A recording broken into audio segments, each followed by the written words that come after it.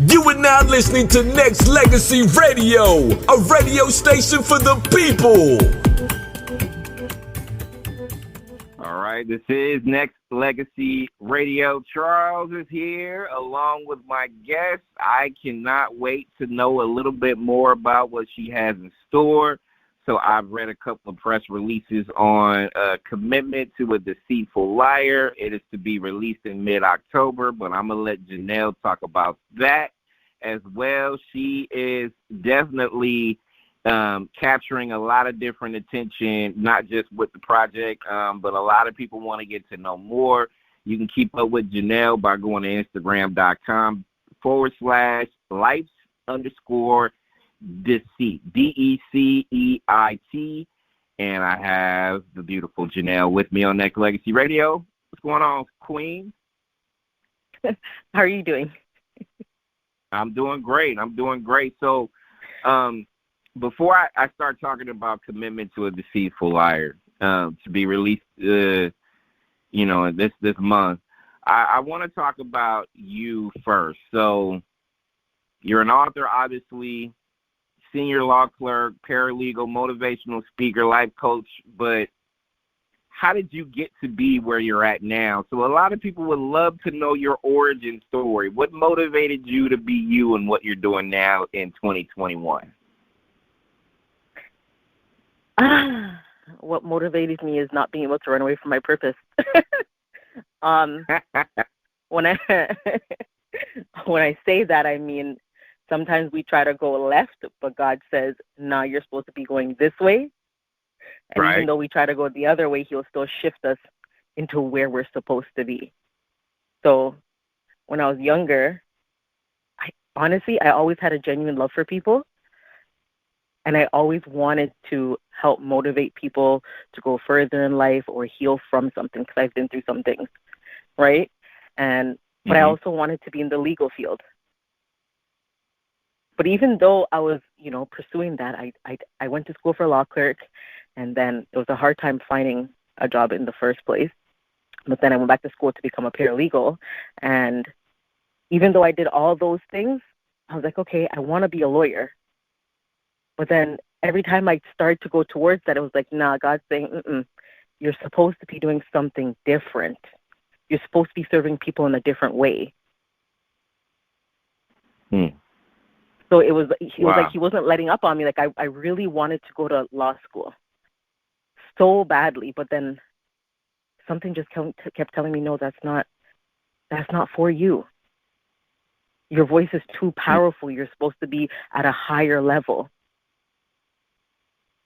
And honestly, I just stopped running away from it. I stopped running away from my purpose, and I just dived in. When I first started the page, I was like, okay, you're crazy. No one's going to be reading your quotes. And then when I seen so many people starting to follow me and send me messages, I was like, okay, everything takes time, and I'm on the right track. And sometimes it'll take just that. Different things that you literally want to do, but, you're being steered, in a different direction, obviously, because you start getting certain signs. So you started thinking not just not getting that job or not getting certain things right then and there it's not necessarily telling you that you weren't ready for that.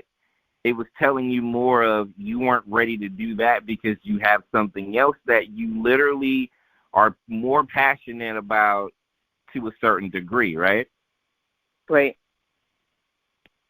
And a lot of people tend to look at that too, because to me, your quotes, your motivational things that you say to other people, and I always say this too when it comes to radio, because when it comes to interviews or listening to music, I think you and I know this. You hear somebody speak, sometimes you get a little chills, or sometimes you get, motivated to do certain things or go about doing certain things. I mean, you can get that through a lot of things in life, but the power of motivation is very, very important in this day and age, right? Yeah, because there's a huge lack of it too, right? Like, okay, we see a lot of people doing it, but there's a lack at the same time. Yep. Because there's no real connection.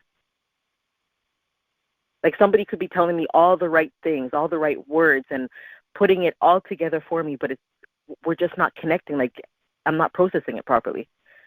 And I think that's what people are missing, is the raw connection. I think being authentic about how you go about life and love and, you know, relationships, you know, friendships, whatever you want to call it, it's important to be, you know, in a sense, you know, transparent about your actions and your reactions to certain actions, because, I mean, we're only here for the moment. It's like, you know, I'm at a part of my life where the next half of my life is going to be better than the first half, because I've learned certain lessons. And a lot of people tend to miss certain things about a self-reflection in a sense too, right? Right. I always say, like, are you going to take advice from somebody who's never been in that situation that you might be going through right now? Chances are you're not, right? You could hear people say, oh, like, a lot of times you hear people, they automatically judge drug dealers or strippers, but you've never walked that life, so how are you judging something you've never lived? You don't even understand it. So a lot of times people they're giving advice, and I see it all the time, motivational posts and coaches and relationship coaches, but your relationship, you've never went through anything. That's right. That's right. Like, a lot of people will say, oh, so you know, pick up and leave when he cheats on you. Oh, he's once a cheater, always a cheater.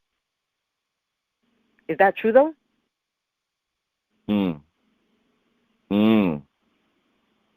Because most people's advice that they give you is biased, right? Right. 90% of people will tell you, well, the first time he cheats on you, girl, don't accept that. Don't accept that because he's going to do it again. Not necessarily. And that's where communication comes in. Yep. And commitment and full transparency. I feel like full transparency ties into a lot of stuff that people do or don't do in life, because if you don't provide enough especially if you're in a relationship too, if you don't put all your intentions out there, you're going to play that guessing game on both sides. You know what I'm saying? Men, women, or whatever. You know what I mean? It's different. You have to be a little bit different to get a different outcome, or your results are going to be stagnant in a sense too. And I think a lot of people tend to miss that. Janelle Simpson's my guest on Nexxlegacy Radio. So I want to talk to you about commitment to a deceitful liar. Tell us a little bit about just how you gave birth to this project and why it's important to the people, you know, before it's released, so they can go ahead and prepare themselves to acquire it. So I'll be honest with you. A lot of people are asking, how did I come up with the name, or why did you choose Commit to Deceitful Liar? A lot of people think it's about relationship when you hear commitment, right? Yes. It's not just about that, because growing up, it's as small as I can remember, my mom and my stepdad have always said things to me without an explanation. And I'll give you an example. My stepdad used to always say, don't talk to no boys. Once you start talking to boys, all they want from you is one thing. He always said, boys only want sex from me. And once you get pregnant, they're just going to leave. And then your life is going to be ruined. And I carried that lie with me all the way into my adulthood. And when I had my son, I was waiting for his dad to leave. You got what you wanted. Now, you know, I have my son. When are you going to leave?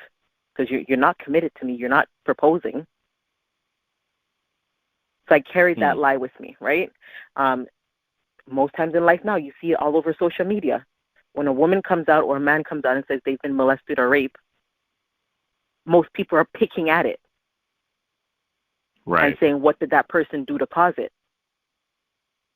They're not giving the full story. Are you sure you didn't want it? You didn't dress a certain way, or you led him on? Most times when you see a girl that's stripping, you automatically start judging her because you hear it so young that a girl that's stripping, pardon my language, but she's a slut or a whore. Right. But little did you know that girl maybe she just likes dancing, or, you know, she's going to school and saving money. Or somebody brought her into that lifestyle, and that's what she's used to. That's what she knows. She doesn't see herself doing anything else. So commitment to deceitful liar for me is everything wrapped in one. No, We carry generational cycles.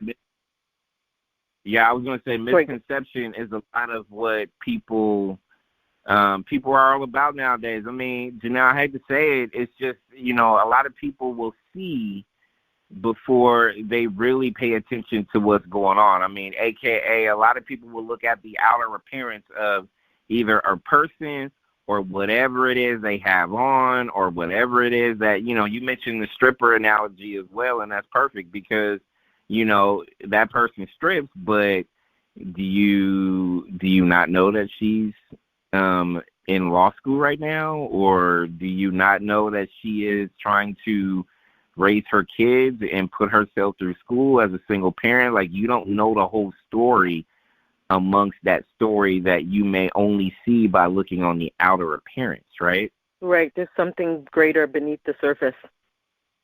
Right. And I just look at it as it's a failed opportunity, in my opinion, to peel back a layer and understand a person, because people miss that. They just look at, now it's just material looks, right? I just want to see him or her, and they look like they're ... fill in the blank or whatever, right. But you don't know the whole story, and to me, I think it's a trip that we are in this society now. So, from this book that you have coming out and just going through, because on your, on one of the press releases I got,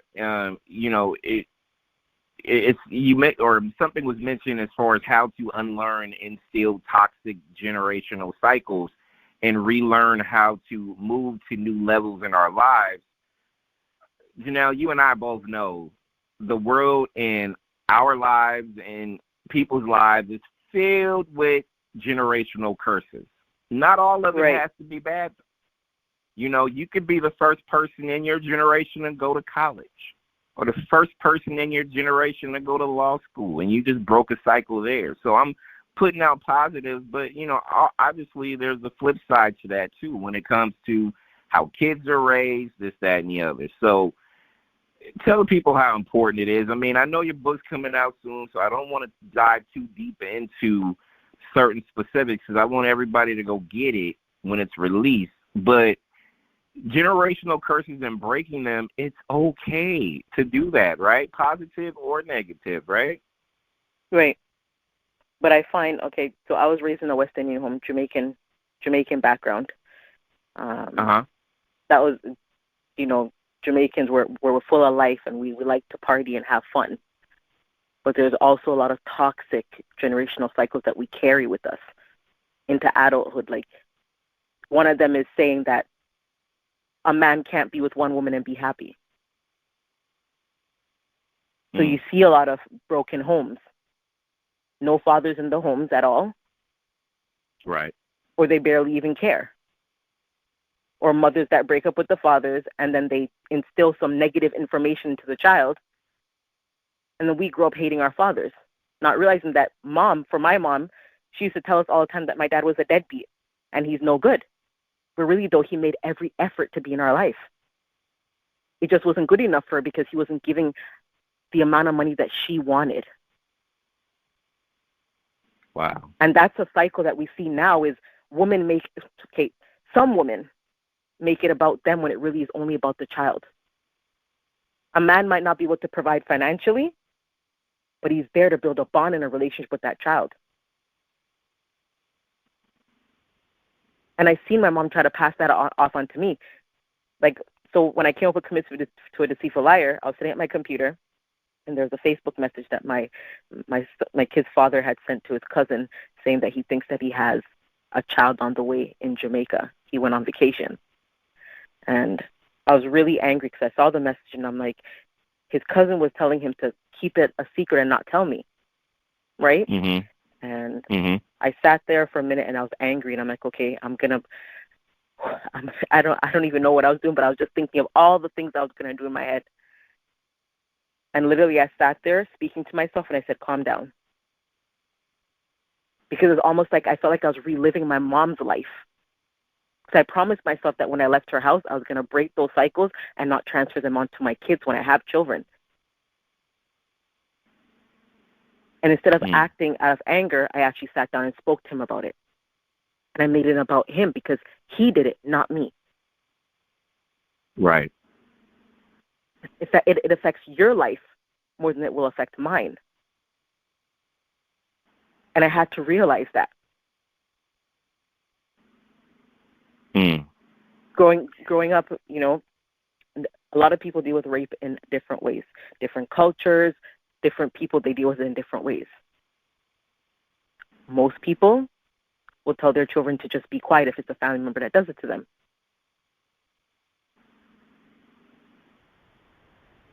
The book talks about, there's 3 parts to the book, and it talks about a lot of generational cycles, abuse in homes, that we see it in the home and then we carry it with us. You get into toxic relationships where, you know, you're getting abused and you don't know anything better because that's what you seen when you were younger. You saw your mom getting abused, right, or your dad. And that was it for me. And it took a very long time for me to try to grow out of those cycles and break them. But I had to also accept it and not run away from it because I was running away from it. How long did you realize that, you know what, this was part of a curse? This was part of it. Like, you had the traits. I mean, obviously, you know, your book is obviously revealing a lot of your journey. When did you when did you have that moment where, you know, okay, this is, I need to break this because this is not going to be good for me to live my best life, my kids, whatever the case may be? When did you realize that this needed to stop as far as your way of thinking? When I moved out and started living with my partner, my first boyfriend, when I was 19. Mm-hmm. That's when I first realized it because how do I explain this? When we started living together, that's when I started to see, and to people, when I say this, kind of sound like a negative thing, but I started seeing my abuser in him, certain traits. And that's because I realized that I wasn't healed. So I was reflecting the person who molested when I was younger onto him. And then I realized that he had his own toxic generational cycle that he now brought into relationship. And it was a big whole chaos. And it's funny because when we met, we were explaining to each other the things that we went through as a child, and we don't want to transfer it onto our children. But then when we got into a relationship and realized, hey, we're talking about it, but we're actually not breaking it. Because it became physical, emotionally abusive. But it was like we were wrestling because we didn't know how to break it. We weren't trying.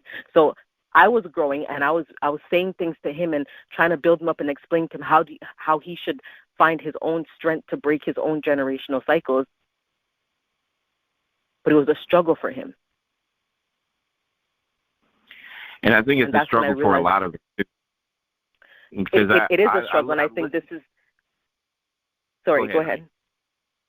So what I was going to say was, it is a struggle, and this is why I wanted it to be a conversation, because nobody ever tells us how to do it. We talk about generational cycles and breaking them, but how do you do it? Because I struggled with that for years. Because I lived in a home where I watched, my mom's still with him, watch the way that he speaks to her, and she shrinks. He'll yell at her, and she shrinks. He'll swear at her, and she shrinks. He'll tell her to shut up, and she shrinks. She's so unhappy. I think a lot of what you are saying is what a lot of all of us go through, because especially when you put two people together who have, and let's just keep it real, Janelle. There's a lot of us out there. I don't want to say 100%, maybe 99%, maybe 99.999%, but there's a lot of us into relationships with AKA baggage, AKA those generational curses that people tend to not even want to deal with until it's literally there in your face. And sometimes you see the traits and you know what, I'm in love with this person. Love is going to conquer all. It'll get us through it. It's not necessarily the case in a sense, because each individual person have each individual generational curses that they need to deal with themselves. You can be there, Janelle, as a support system, just like I can be there for you as a support system, but that is a journey you need to take on your own. For this reason, I went through the same thing myself. I feel like, different things that I've gone through in childhood and things of that nature is always going to come back to you no matter how old you get. And here I am in my 40s, and I still have certain traumas from, childhood that I still feel like I need to either deal with, address, fix before it becomes a bigger issue than it already has. I always feel like I've just been dealing with life one hand tied behind my back, but I haven't really faced the other one. I haven't unlocked that other arm so I can be able to fight the problem. But I think a lot of people out there are dealing with said problems, just like all of us, right? It's a normal thing. It's a normal thing when you deal with different generations and problems, right? Right, but the thing is, like I said, how do you break it? Because there is a way to break it. There is a way to break free from it, right? Yep. If we live with those cycles, we're only going to keep teaching the next generation the same things over and over and over again. It's going to keep repeating. Without revealing too much with the book, and Commitment to Deceitful Liar is going to be coming soon. Without revealing too much, how did you get the strength to not just break it, but to stay consistent? Because obviously breaking it and acknowledging it is a step, but also staying consistent and trying to, change that path is also a hard journey, right? So how did you do it? I wanted more, and I knew there was more. I wanted more for people, especially in the Black community. And I wanted more for my children. And I know a lot of people say, some people will say, oh, it's not realistic. It is realistic. Because I'll tell you this. Okay, last week I was feeling so down, and I'm like, okay, God, am I doing the right thing? I feel like I'm not doing the right thing, and this is so pointless. And I don't know what came over me, why I was even feeling that way. Maybe because my birthday was coming up soon and I just felt blah. I don't know. But my son, he's 11, and he was doing an assignment. He had asked me to print the assignment for him. And I kept pressing print, but nothing was coming out. So I went to work the next day, and my assistant gave me a whole bunch of papers that were on the printer. And 5 pages of my son's assignment was on the top of the papers.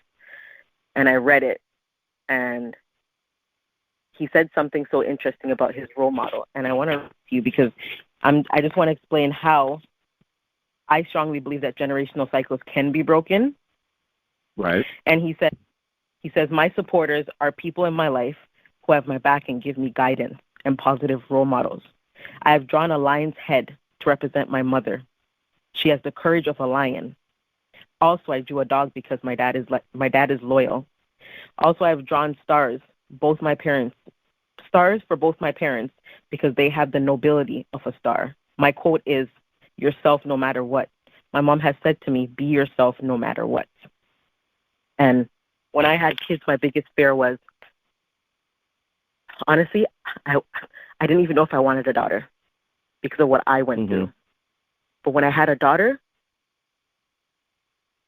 it opened a whole different world for me because I knew the signs to look out for. And it made me very protective of them. And I promised myself that I was going to change cycles for them because I want to give them a fair chance at life.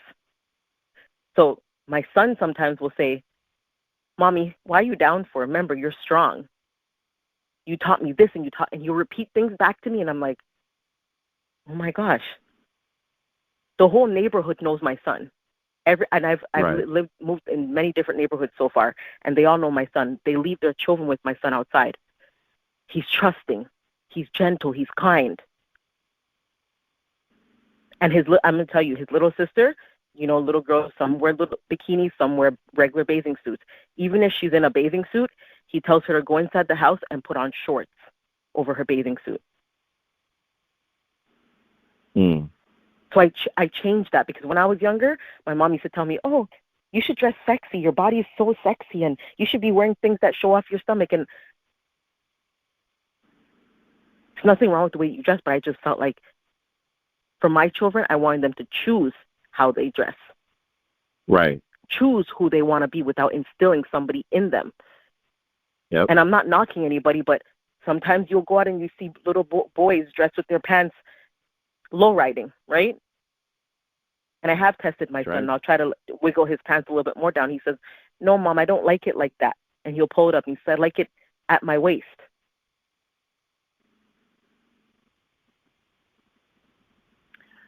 I broke cycles that my mom never broke. Yeah, sorry, go ahead. I have a 19-year-old, and what you're saying, Janelle, is on point for this reason, because you want your kids to be better than you, right? So you want them to make their own choice, like you said earlier. I think it's important to give them that confidence, and I feel like a lot of kids in today's society fail to be confident, even though we're in a world of, judgment. Everybody wants the fastest or the flashiest or this or that, the other.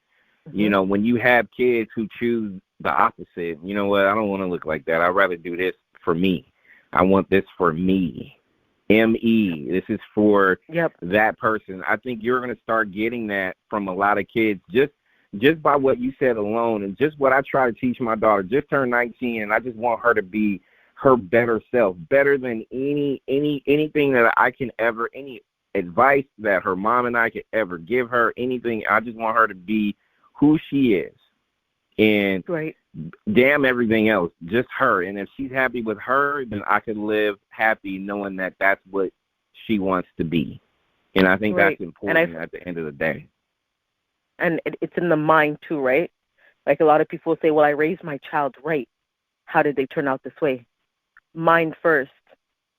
You have to work on their mind first. You have to build a leader. That's important. And a leader has to be able to be willing to take new teachings from other people. And I always work on my children's mind. And how are you going to get their mind right? Give them confidence. Give them confidence. Do not give them doubts. If they start doubting who they are as a person, that's a dark road you never want your kids to ever have to go through, ever. Yeah, and I wouldn't wish that on nobody's kids, right? No, I wouldn't either, because it's a real tough world. Yes, it is. And everybody sees, they see celebrities, and celebrities have the flashy cars, and they dress nice, and they want that. You can get that and do the right thing. Exactly. Like for me, I never actually, I wouldn't say I wasn't popular or unpopular. I just never fit in, because I knew that this crowd wasn't for me. I'll give you an example. When I was going to church, I was really rooted in church, and I wanted to play a part in church so bad. I'd go to church on Wednesday nights, Friday nights, and Sunday morning, and then Sunday night again. And I just wanted to belong. Although God said you weren't meant to belong, you're meant to stand out and do different things. And this is when I found out when I was at church that literally I wanted to play a role in church. And the pastor told me, well, I was pregnant with my daughter, and he said, well, you're not married yet, so you can't do anything in the church, and I can't do anything with you. And just the negative feedback. And and God said to me, serving people is not only in the church. Get that out of your mind. Amen to that. And when I went to church, I saw teenagers and people my age laughed at me behind my back because I was pregnant and I wasn't married yet, right? And I felt so discouraged. And I never wanted to go back to church. And I would go every day with Rashawn, and when my daughter was born, I would go. I would go, and I didn't care what they said behind my back. And right. I bring this up because when I stopped going to church, there's this guy that reached out to me when he said his wife showed him one of my interviews, and he said, I couldn't believe that it was you. I still can't believe that it's you. So I'm thinking in my head, why can he not think that it's me? I'm confused. Like, what is the excitement for, right? So he says to me, if somebody had paid him $1 million and told me that I would become nothing, he would have taken that $1 million. Wow. And I'm telling you, I smiled and I said, that doesn't hurt my feelings, because you said you thought that I was going to die. Because after he said to me, he said, I thought that you were going to off yourself. And I said, off myself. I don't know these new lingos. But then he kept talking. He said, yeah, I thought you would have killed yourself. And I'm like, oh, so off yourself means kill myself. Wow. You thought that I would have killed myself. I gave you a ride home more than once, and you've never said anything to me, and you've never prayed for me, and you say that you're a Christian. My Christian fellow brother, what you should have done was pray for me or pull me aside and say, hey, sister, are you okay? But you never did that. But now, years later, you're reaching out to me, telling me you thought. That should never came out of your mouth. I'll tell you, I've always worked. I've always had a job. I've always helped other people. So I'm confused why you thought that I would have killed myself. If you say you saw me dying in the spirit and in the flesh, why did you not reach out to me? That is true. That is true. And this is why I say, when I say I was running away from my purpose, I ran away from my purpose because I felt like I didn't belong, and I wanted to belong in church so bad, and I allowed Christian people to dictate who I was. Because my anointing didn't look like theirs. Listen, the pastor even said to me one time, I told him, I said, some weird things are happening to me, and I was speaking in tongues, and I'm not used to it because I didn't understand tongues at that time in my life. And I called him. I said, I need understanding. Can you help me? And he said that he's going to have to work with me to see where my gifts came from. I said, that's strange. Wow. What is that supposed to mean? Wow. See, honestly, the conversations that a lot of people can have can either discourage or encourage. That's why it's important to just people help people. I mean, it just really goes back to that. Like, people support people too. Like, the littlest support doesn't even have to, it's not even little according to most people. Like, the biggest thing you can get is just somebody unconditionally just say, hey, you know what? I see what you're doing. I appreciate it. I appreciate the effort. Like, effort to me goes a long way. If you out there trying a whole hell of a lot and you're not giving up, not just on your passion, but, showing that support and you being consistent about it too, that stuff goes a long way. It's huge, huge. Yeah. Janelle Simpson is my guest on Nexxlegacy Radio. And go ahead, dear. Even when you said, we all have a lot of generational sexism, that's just how, what we live with. I'll give you another example. I had a friend who, she was taking drugs. She was an alcoholic. She came from an abusive home, and she was going through a lot.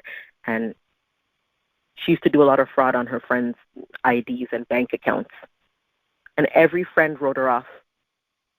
But I would literally call that girl, no matter how many times, and tell her, I know you're going to change. I love you, and I'm here regardless of what happens. And I would always encourage her.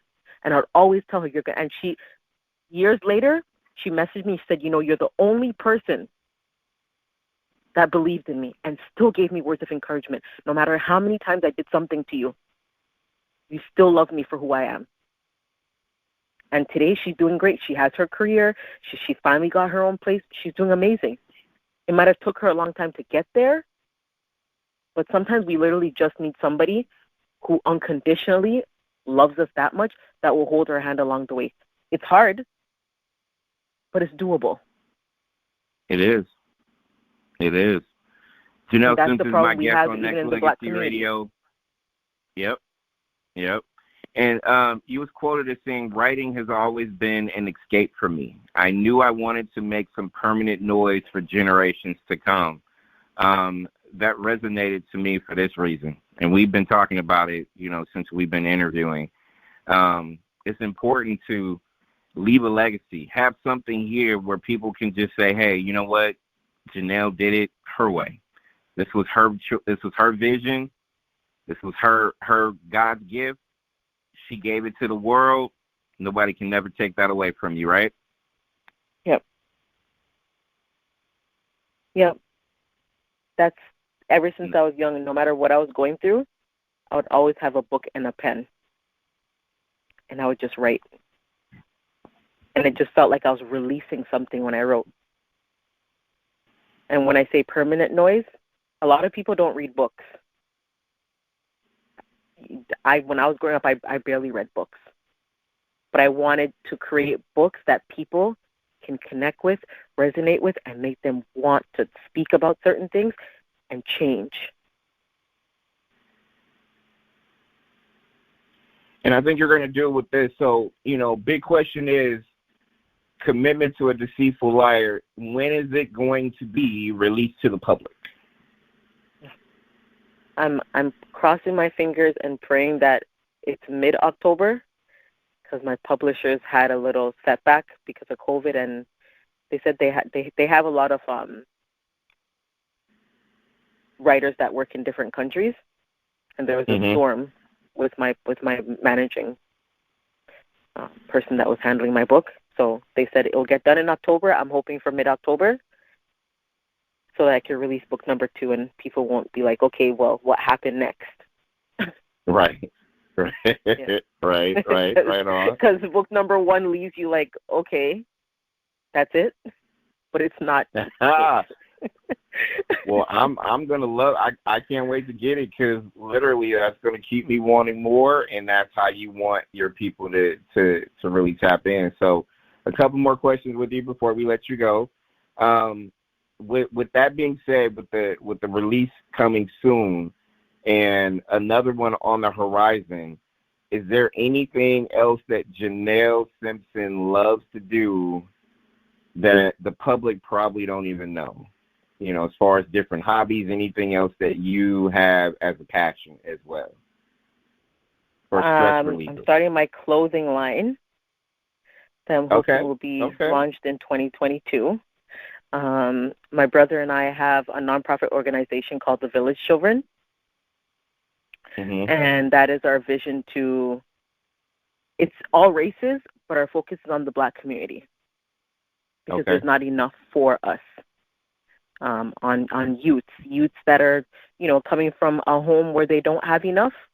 We want to be able to give them enough, whether it's money, food, clothes, shelter. We're giving it to you, nothing in return. We want to open a center where we can have youths come and parents, and we can hook them up with organizations that can hire them, teach them business ethics, how to get back into the world if they're coming out of jail and, nobody wants to give them an opportunity. Single mothers that are going through it. We have women groups that are going to help you get your feet wet, get a career that you want, start the business that you want. So we want to give you the funding to start your own business. But also create a group where we're all close enough to be able to say, well, you know what? You've had a rough week. You don't have anybody to watch your child? You can trust me. Because we don't have that. And I watch our Black women and men go through so much, and nobody wants to give them an opportunity. Because they're already labeled. You go into the jail system and you're labeled. Oh, he's a criminal. He's going to do it again.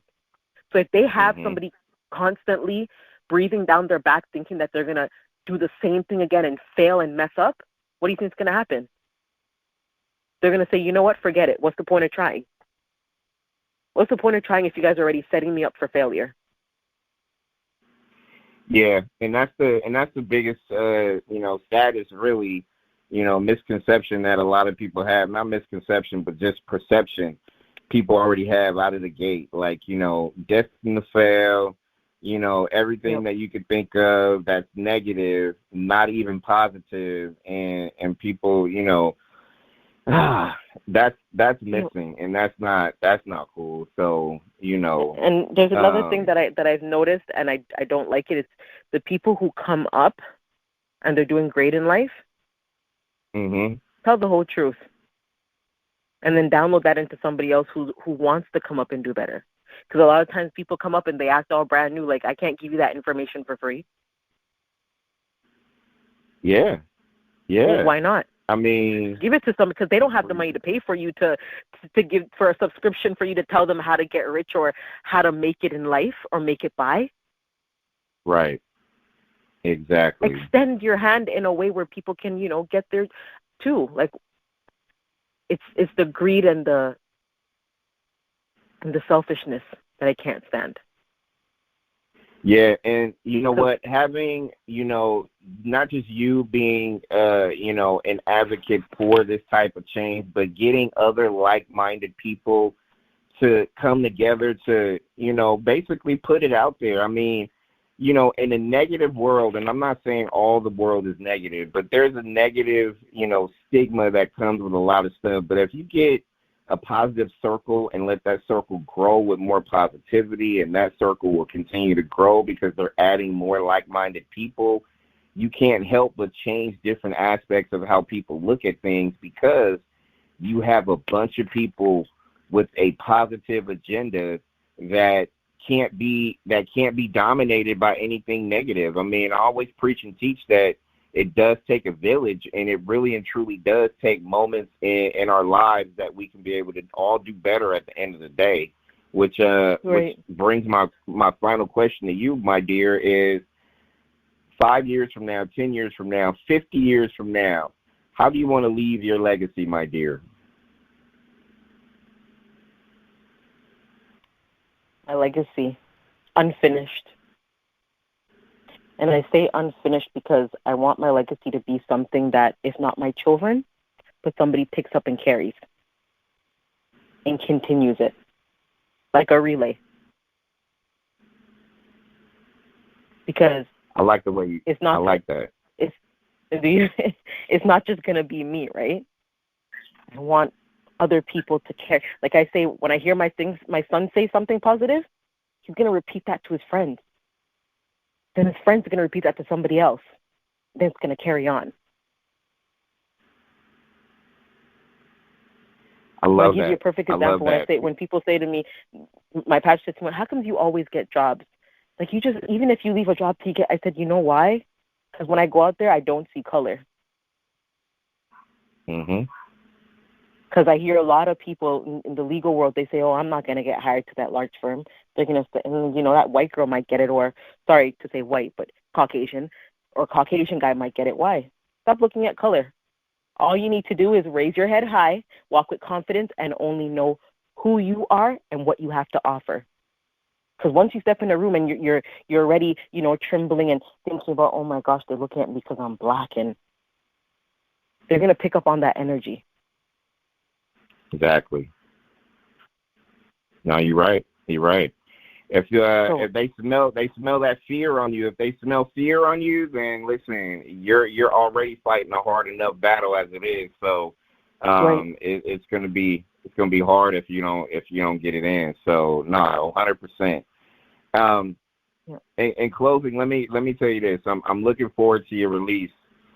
And I will get it, obviously, and I'm going to tell all my radio people out there to get it. But you know what I'm looking forward to more? I'm looking forward to your growth, not just this book growing, the next book growing, the business that you are, that you are embracing, the attention that you're getting from it, all that to grow. Need it to grow. We'll support you in its growth. And I'm super proud of you. For everything that you are doing. And also let me throw this out there as a nice little surprise for you as well. Before it's released or after it's released, any of your people who do buy your books, you and I will partner up anyways.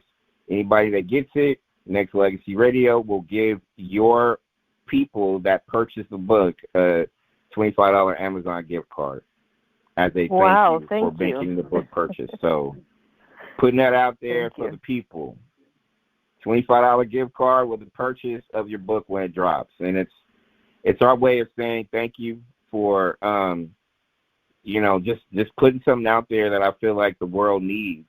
I'm not talking about just individual person, man, woman, or child. Everybody needs this, of any generation, of any culture, anybody, just so we can be able to listen and pay attention and hear that this whole thing, your journey, everything that you've gone through, and how we can be motivated off of your gift that you're giving to us. We need to make sure that we give you a solid and just, show that unconditional support. So that's what we're doing. Thank you. You are very welcome. So I'm going to let you have the floor. Anything that you want to say? Shout out to whoever before I let you go, my queen. I would like to say shout out to everybody. Whatever journey you're going on, you'll get through it. Anything's possible. And I wrote something today saying, not because it's never been done before, doesn't mean it will never be done.